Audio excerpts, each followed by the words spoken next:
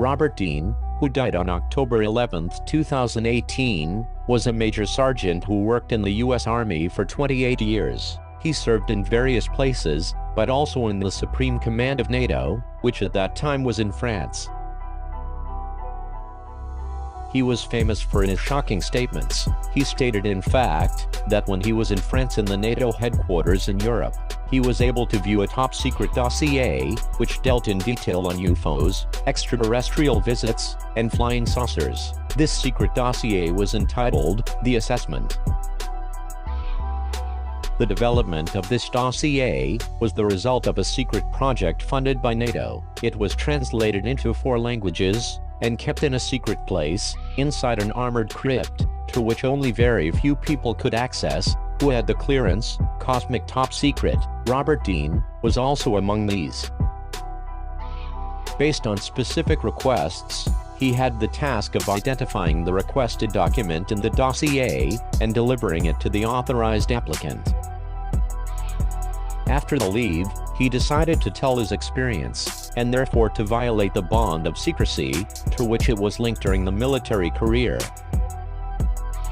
In this, it was facilitated by the opening of some American politicians on the UFO topic, and from the fact that other soldiers had made similar decisions. I guess I speak out openly and bluntly about this because I feel so strongly about it.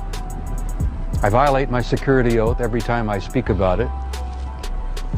I do it intentionally, and I do it on purpose, because I feel so strongly that the American people not only have a right to know the truth, but they have a need to know the truth.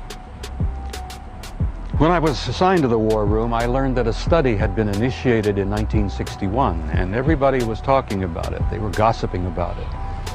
And the subject was UFOs, and that intrigued me a bit.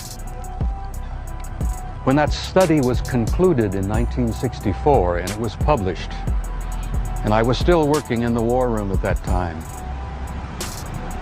I had access to this document. I had a chance to read it. And having been exposed to it, I must tell you honestly that my life has never ever quite been the same.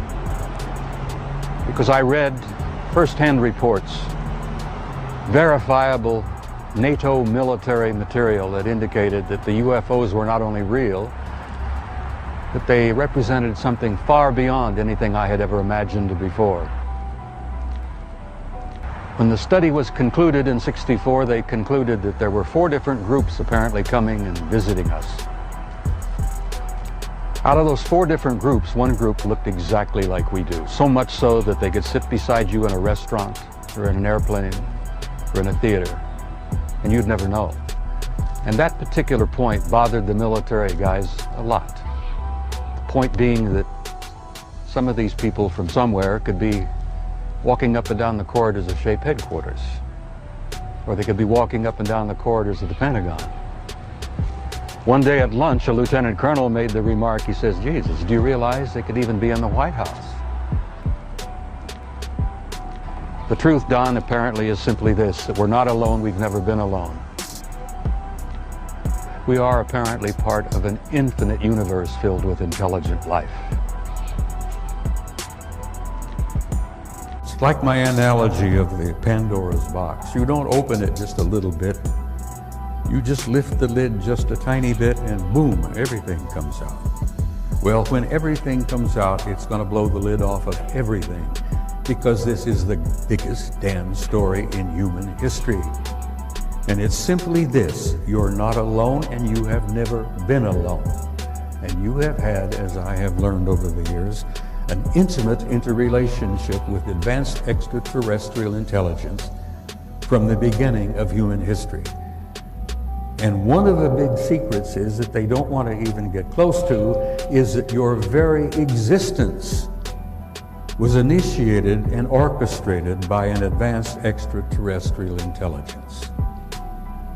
Now, how the hell are they going to tell you all of that?